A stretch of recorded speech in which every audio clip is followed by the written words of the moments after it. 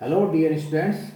आज हमारे video lectures का जो टॉपिक है वो है सेकेंडरी ग्रोथ इन रूट्स, यानी पादपों के अंदर जो जड़ होती है, रूट होती है, मूल होती है, उस रूट के अंदर सेकेंडरी ग्रोथ कैसे होती है, इसको आज हम एक्सप्लेन करेंगे। हम जानते हैं कि पादपों के अंदर दो के जो है डाइकोट और मोनोकोट। तो याद रखिए कि पादपों के अंदर जो द्विबीजपत्री हैं, डाइकोट हैं, उन डाइकोट के अंदर ही केवल द्वितीयक वृद्धि होती है। एक बीजपत्री पादप, जिनको इंग्लिश में कहा जाता है मोनोकोटिलिडन्स, मोनोकोटिलिडन्स के अंदर सेकेंडरी ग्रोथ अनुपस्थित होती है, नहीं पाई जाती है। अगर आप पादपों की बात करें, डाइकोट की भी बात करें, तो जो डाइकोट हैं जिनमें प्रमुख रूप से बहुवर्षीय यानी पेरिनियल शाक हर्ब हैं, या पेरिनियल झाड़ियाँ हैं, या पेरिनियल ट्रीज हैं, श्रब्स हैं, उनके रूट्स के अंदर सामान्य रूप से सेकेंडरी ग्रोथ होती है। जो एनुअल हर्ब हैं उनके अंदर नॉर्मल रूप से सेकेंडरी ग्रोथ, सामान्य रूप से सेकेंडरी ग्रोथ नहीं होती है। जिस तरह से हमने तने के अंदर पढ़ा कि तने के अंदर, डाइकोट तने के अंदर जो सेकेंडरी ग्रोथ है वो सामान्य रूप से भी होती है और असामान्य के अलग अलग प्रकार से भी होती है। लेकिन जो डाइकोट के रूट्स हैं, उन रूट्स के अंदर जो सेकेंडरी ग्रोथ होती है वो केवल नॉर्मल ही होती है। एबनॉर्मल टाइप की सेकेंडरी ग्रोथ रूट के अंदर सामान्य रूप नहीं देखी गई है। सेकेंडरी ग्रोथ का जो पैटर्न है वो भी तने से थोड़ा अलग है।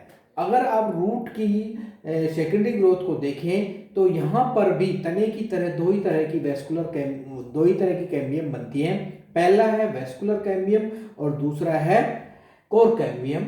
लेकिन इनकी जो वेस्कुलर कैम्बियम और कोर कैम्बियम की जो बनने का जो तरीका है, मेथोडोलॉजी है, वो स्टेम से रूट में अलग अलग होता है। यानी स्टेम में अलग तरह से बनती हैं ये, और रूट में अलग तरह से बनती हैं। तो रूट के अंदर जो वेस्कुलर कैम्बियम है वो कहाँ पर बनती है? वो उसी तरह से तने के अंदर जैसे बनती है, स्टील के अंदर बनती है। और इसके अंदर वेस्कुलर कैम्बियम की एक्टिविटी से मतलब है कि वेस्कुलर कैम्बियम की कोशिकाओं में विभाजन से सेकेंडरी जाइलम और सेकेंडरी फ्लोएम का निर्माण होता है। और जो दूसरी कैम्बियम है जिसको हम कोर कैम्बियम कहा जाता है, ये तने में भी बनती है और ये रूट में भी बनती है।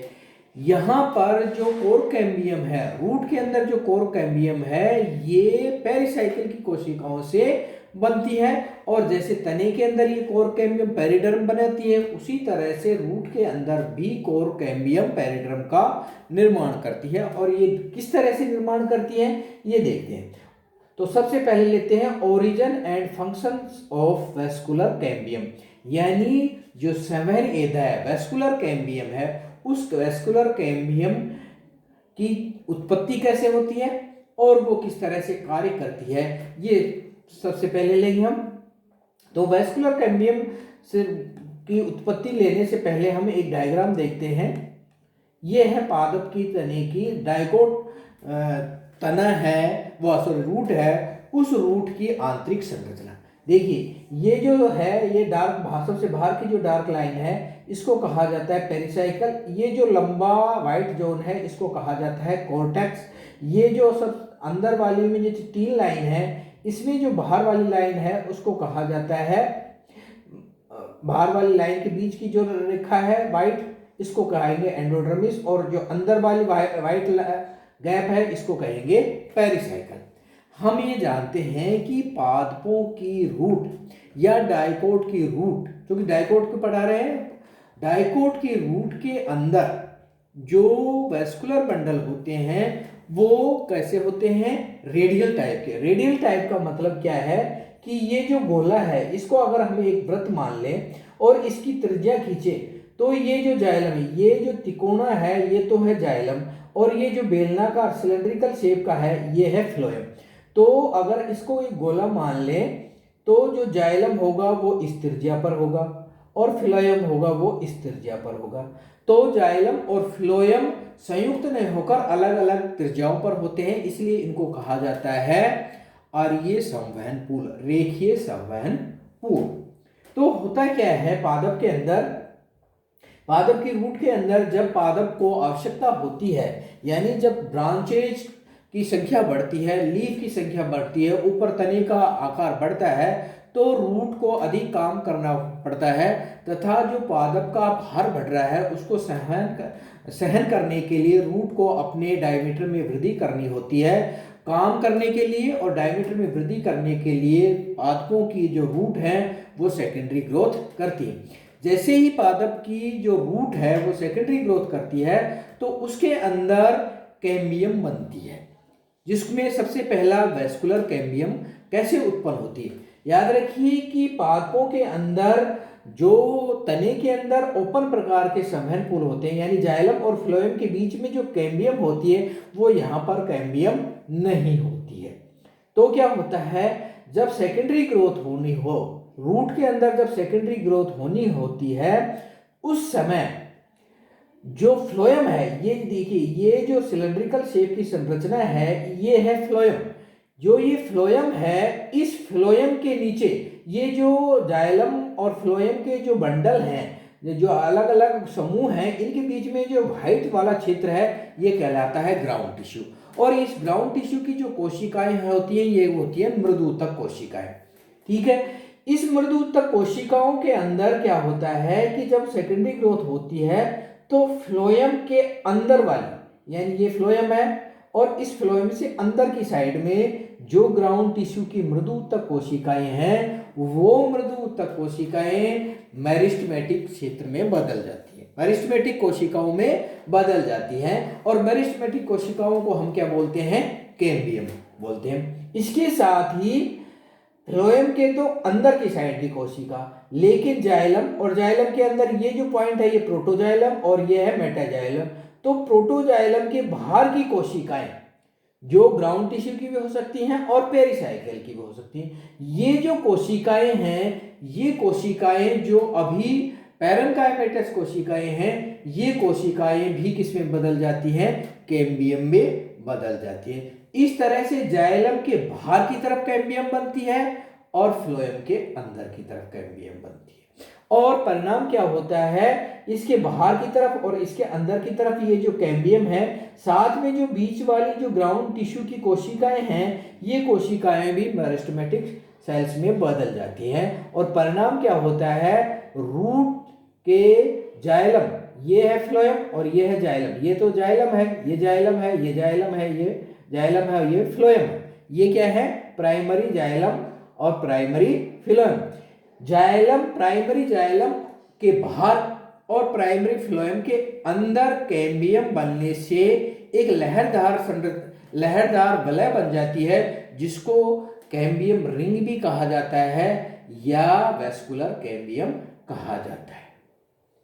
इस वेस्कुलर कैम्बियम की कोशिकाओं में लगातार विभाजन करती है।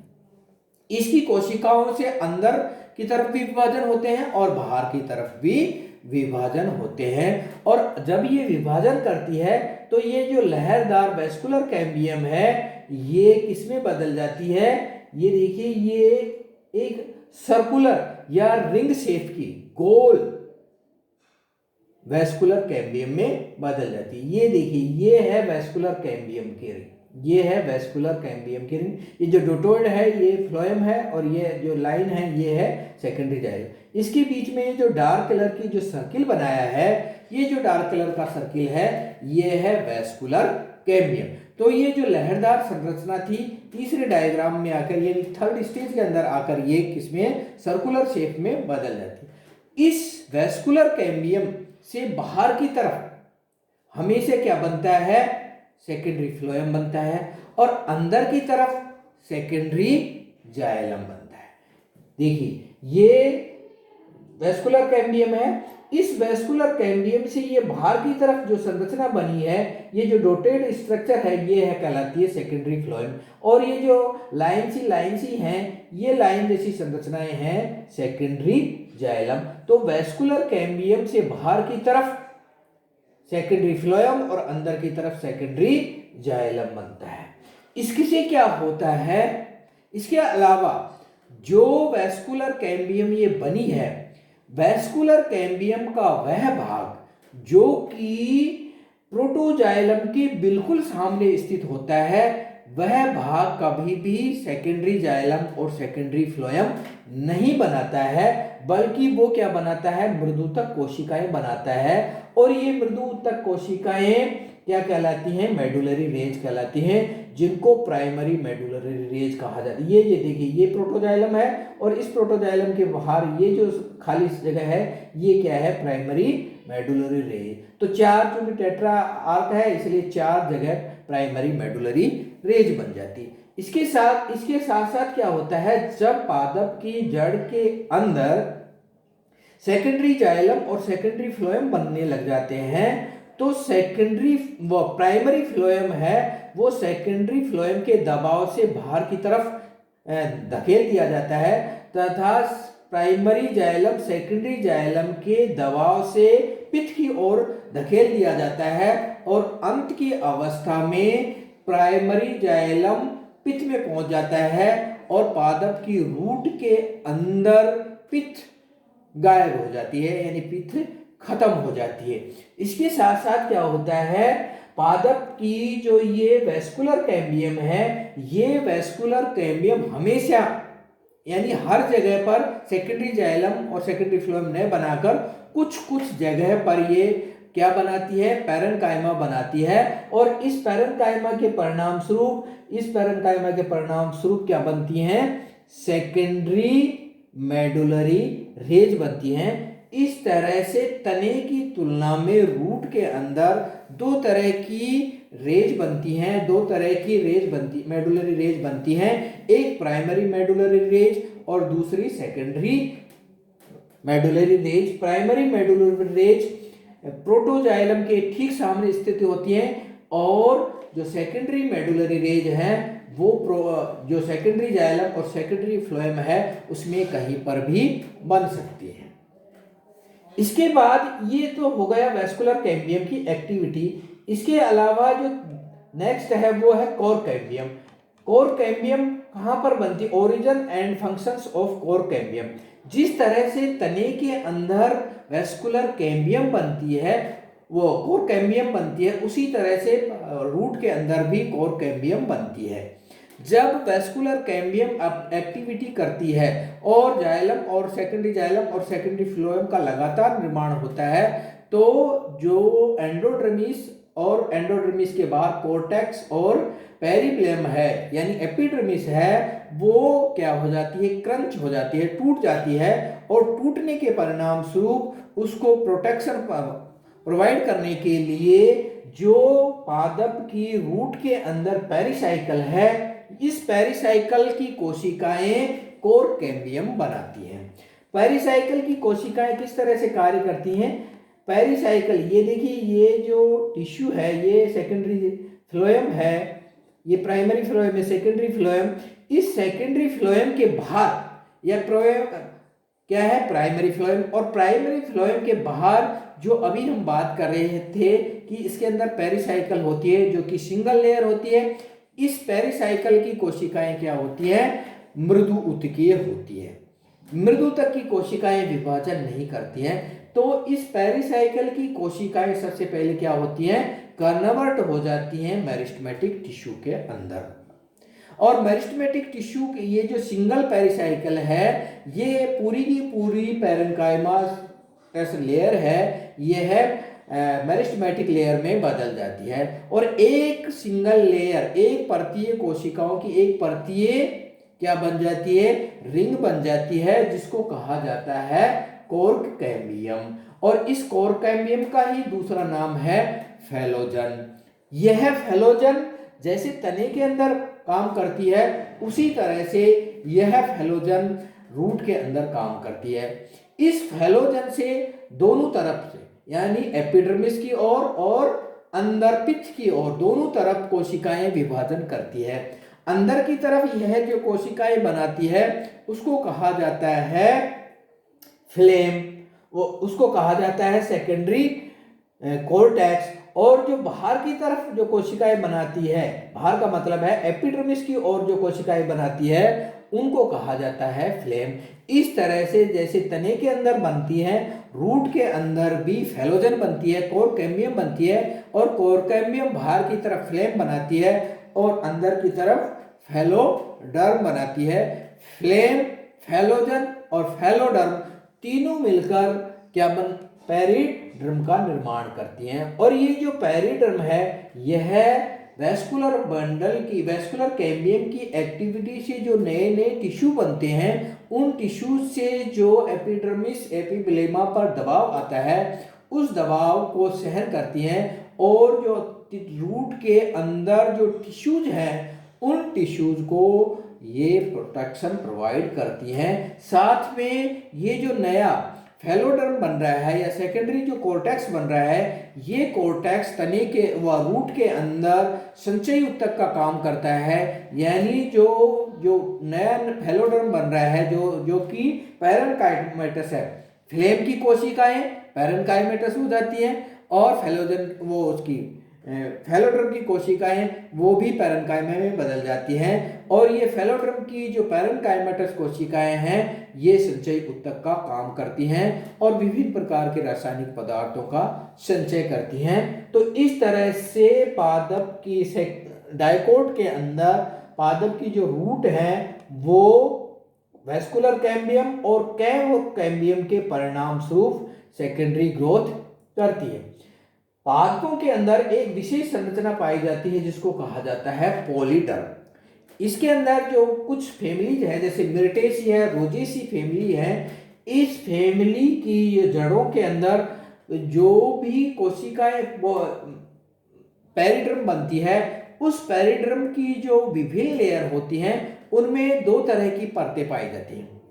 एक सिंगल लेयर परत होती है जो कि सुबेरिन वाली होती है, दूसरी परत होती है वो सुबेरिन रहित होती है।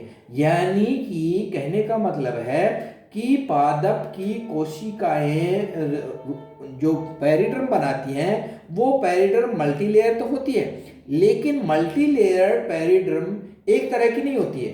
कुछ कोशिकाएं सुबेरिन वाली होती है, उसके बाद एक सिंगल लेयर बिना सुबेरिन वाली होती है, फिर एक सिंगल लेयर सुबेरिन वाली होती है, फिर एक बिना सुबेरिन, यानी सुबेरिन युक्त कोशिकाएं और सुबेरिन रहित कोशिकाएं एकांतर रूप से पाई जाती हैं और इनकी संख्या कभी कभी तो 20 तक हो जाती है।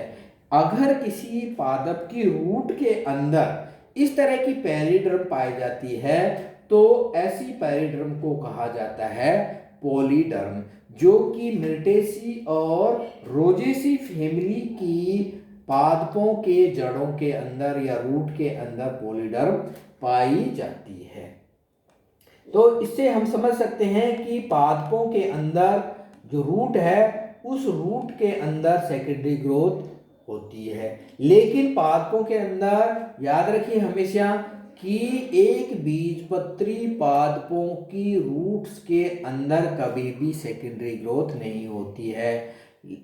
जिम्नोस्पर्म की हम बात करें तो जिम्नोस्पर्म पादपों की रूट्स के अंदर सेकेंडरी ग्रोथ होती है। आवर्त बीजी के डाइकोट हैं, उन डाइकोट्स के अंदर सेकेंडरी ग्रोथ होती है और ये secondary growth perennial herb, perennial shrubs और ट्रीज के अंदर होती है। एनुअल हर्ब्स के अंदर ये सामान्य रूप से नहीं पाई जाती है। Thank you. तो ये टॉपिक आपका कंप्लीट हो गया। इसके अंदर ये डायग्राम है, इसकी PDF नोट्स हम आपको WhatsApp पर भेज